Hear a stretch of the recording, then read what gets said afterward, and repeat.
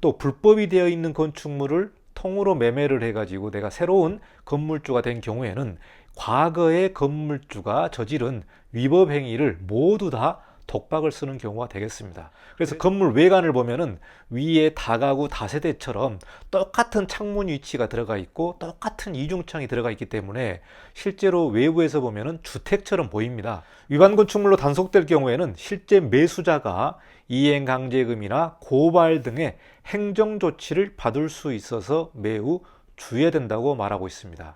특히 이 근생빌라는 양성화 대상에 포함이 안 됩니다.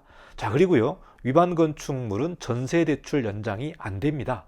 자, 불법 근생 빌라를 주택수로 포함하기 때문에 다주택자 세금 폭탄을 맞을 수 있습니다. 신축 건물만 걸리게 되는 게 아니라 10년 후에 위반 건축물로 걸려서 이행강제금이 나오는 경우가 있기 때문에 여러분이 매우 조심해야 될 것 같습니다. 자, 여기까지.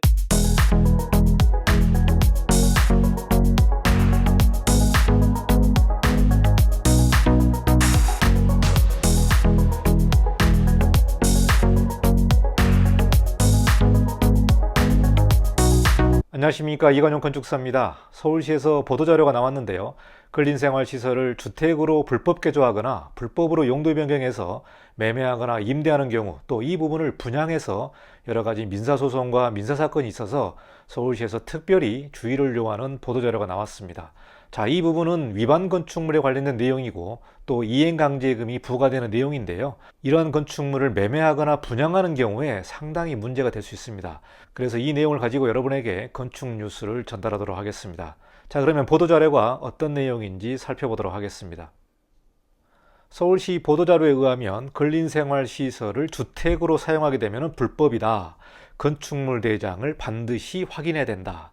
또 건축물을 분양하거나 매입할 때 매우 주의해야 되는 내용으로 서울시가 보도자료를 냈습니다. 자, 그러면 구체적인 내용을 살펴보도록 하겠습니다. 서울시에서 불법 용도 변경한 근생빌라를 877건을 적발했고요. 이행강제금이 무려 62억 700만 원을 부과했다는 내용이 되겠습니다. 2021년 3월 31일 보도자료인데요, 이행강제금이 무려 62억 700만 원, 어마어마한 이행강제금이 부과됐습니다. 구체적인 보도자료를 좀 살펴보도록 하겠습니다. 2021년 3월 31일에 보도한 자료인데요, 서울시 근린생활시설을 주택으로 사용하면 불법이다. 건축물 대장을 반드시 확인해야 된다. 자세한 내용을 살펴보시면 근린생활시설을 주택으로 용도 변경해서 사용하면 불법 건축물이다.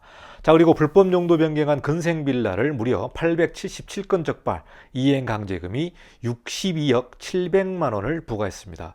자, 근린생활시설을 주택용도로 변경하기가 어려운 이유가 바로 이 주차장 추가 확보가 문제가 되겠습니다. 그래서 주차장 추가 확보가 필요한데 이 주택용도로 용도 변경하기에는 어렵다. 자, 그리고 분양하거나 매입할 때에 선의의 피해자가 발생하지 않도록 건축물 대장을 반드시 확인해야 된다는 내용으로 발표를 했습니다.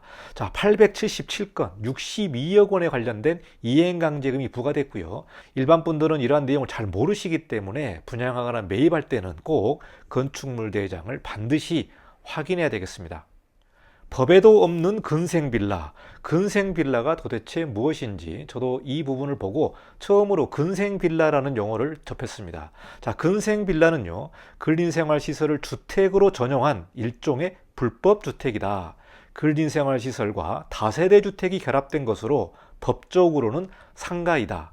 상가 부분을 주거용으로 개조해서 사용되는 경우가 많다. 자, 여기서 다세대 주택은요, 공동주택인데요, 4계층 이하의 연면적 200평 이하까지 우리가 사용하는 부분이 다세대 주택입니다. 그런데 다세대 주택과는 별개로 근린생활시설, 근린생활시설은 뭐 사무소나 휴게음식점이나 상가, 이렇게 다양한 용도가 있는데요, 이 부분을 주거로 불법으로 개조해서 임대해 놓는 경우나 사용하는 경우, 그러니까 근생인데 실제로는 주거로 사용하는 불법주택을 근생빌라라고 말하고 있습니다.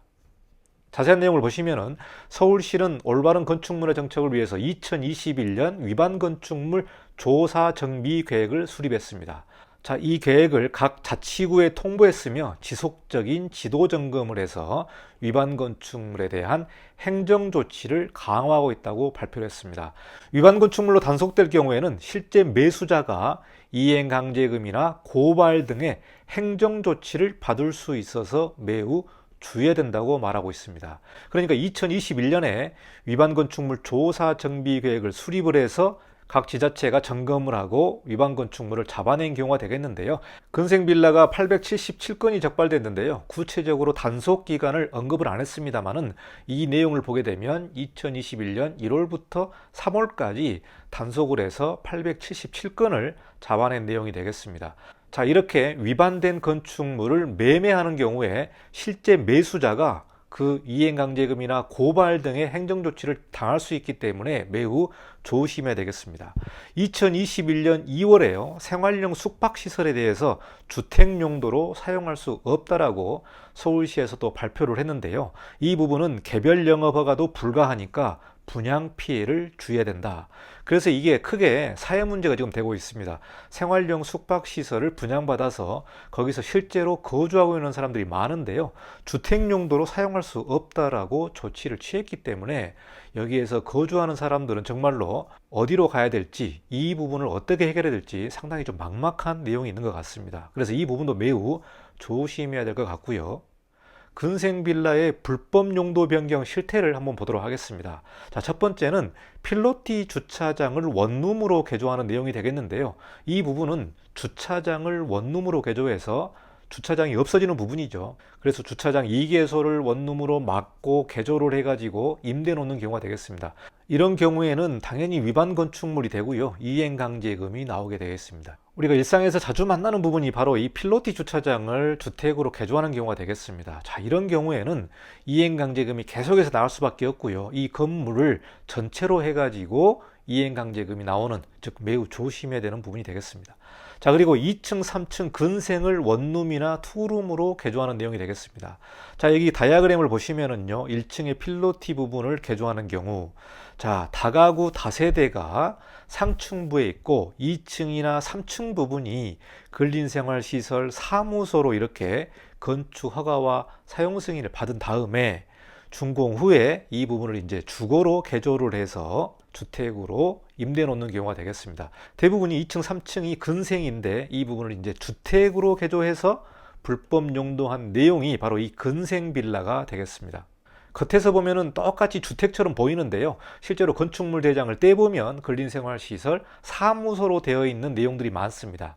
그래서 건물 외관을 보면은 위에 다가구 다세대처럼 똑같은 창문 위치가 들어가 있고 똑같은 이중창이 들어가 있기 때문에 실제로 외부에서 보면은 주택처럼 보입니다. 그런데 이 부분은 건축물 대장을 떼보지 않고서는 이게 근생인지 주거인지를 알 수가 없는 내용이기 때문에 꼭 건축물 대장을 떼보고 확인하셔야 될 것 같습니다.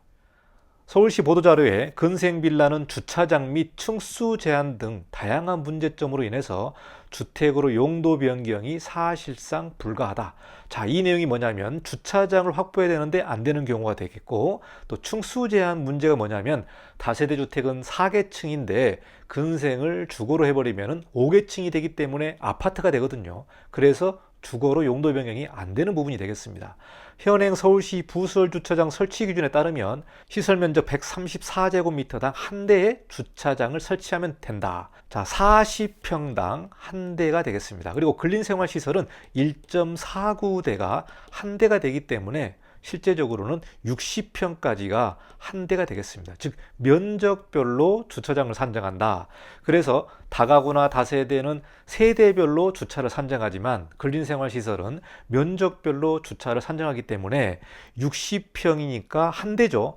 60평을 한 대로 주차를 받아놓고 나중에 60평을 쪼개서 5개, 6개 원룸을 만들 수도 있기 때문에 6개 원룸이면 주차를 3대를 해야 되는데 근생은 한 대가 되기 때문에 2대를 세이브할 수 있는 거죠. 이러한 부분을 악용을 해가지고 불법으로 임대 놓는 경우가 되겠습니다.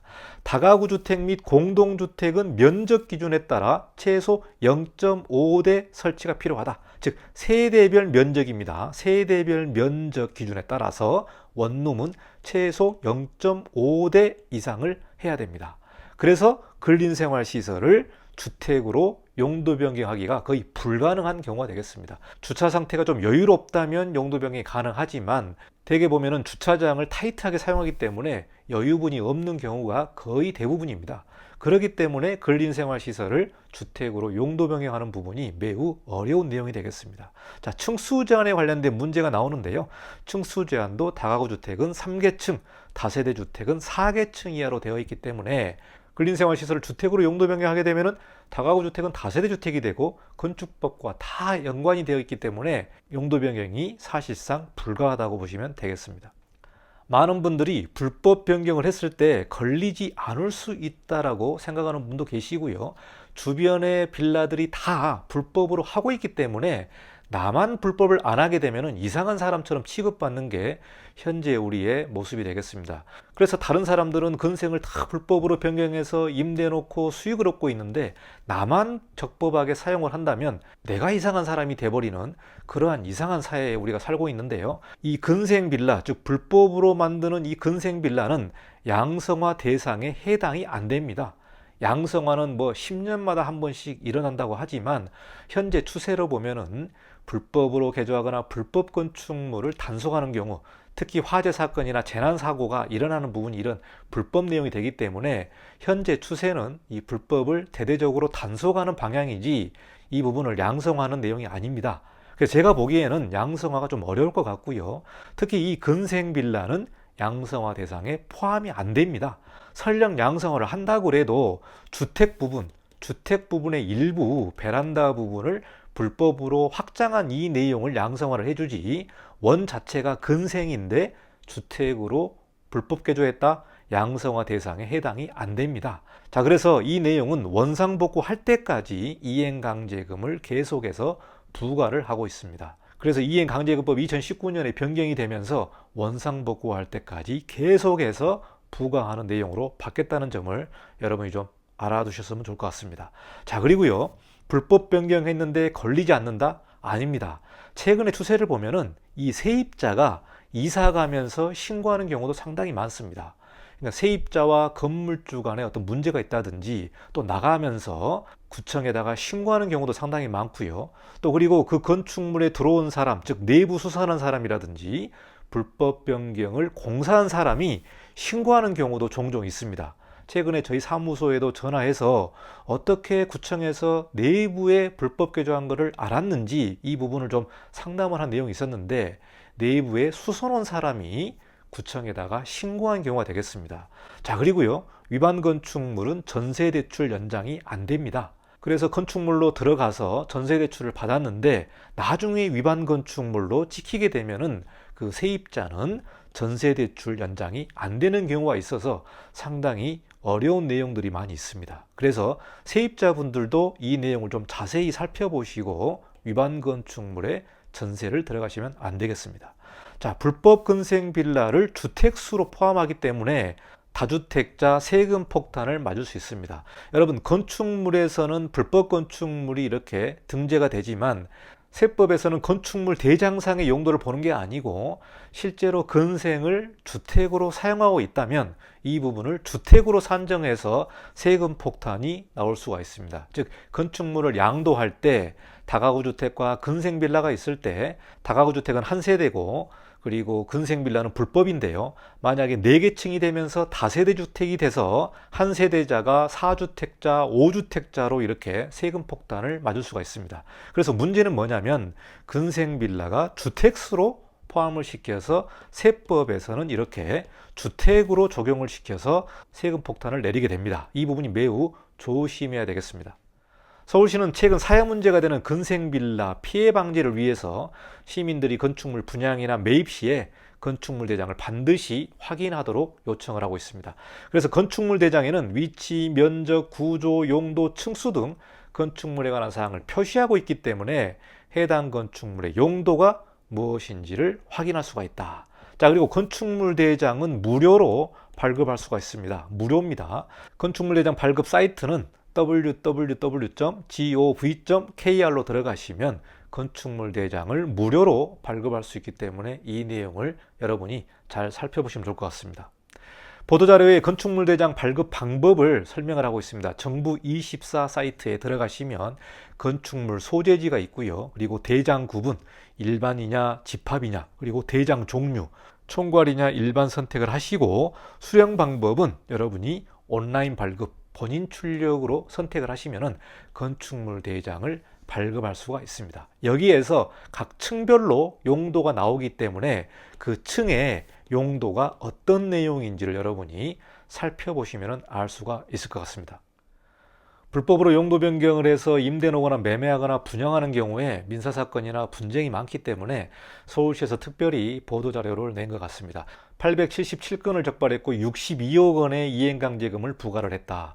상당히 좀 큰 금액이 되겠습니다. 그래서 근생빌라는 근린생활시설, 사무소라든가 소매점이라든가 이런 부분을 주거로 용도 변경하거나 불법으로 개조한 부분이 되기 때문에 여기에 들어가시는 분들은 매우 조심해야 될 것 같습니다. 건축물을 통으로 매매하는 경우, 또 불법이 되어 있는 건축물을 통으로 매매를 해가지고 내가 새로운 건물주가 된 경우에는 과거의 건물주가 저지른 위법 행위를 모두 다 독박을 쓰는 경우가 되겠습니다. 그래서 행정조치나 고발이라든가 이행강제금이 나오기 때문에 여러분이 매매할 때도 건축물 대장을 확인해야 되겠지만 실제 현장에 가서 위반되어 있는 내용을 살펴봐야 될 것 같습니다. 현장에 가서 보시면 위반되어 있는데 건축물 대장은 위반 건축물이 아니다. 그래서 깨끗하다. 그래서 매매를 하는 경우가 있는데요. 이런 경우는 매매 후에 위반 건축물로 등재될 가능성이 매우 높기 때문에 건축물 대장이 깨끗하더라도 현장에 가셔서 4층이나 5층을 베란다 확장했다거나 또 1층의 필로티를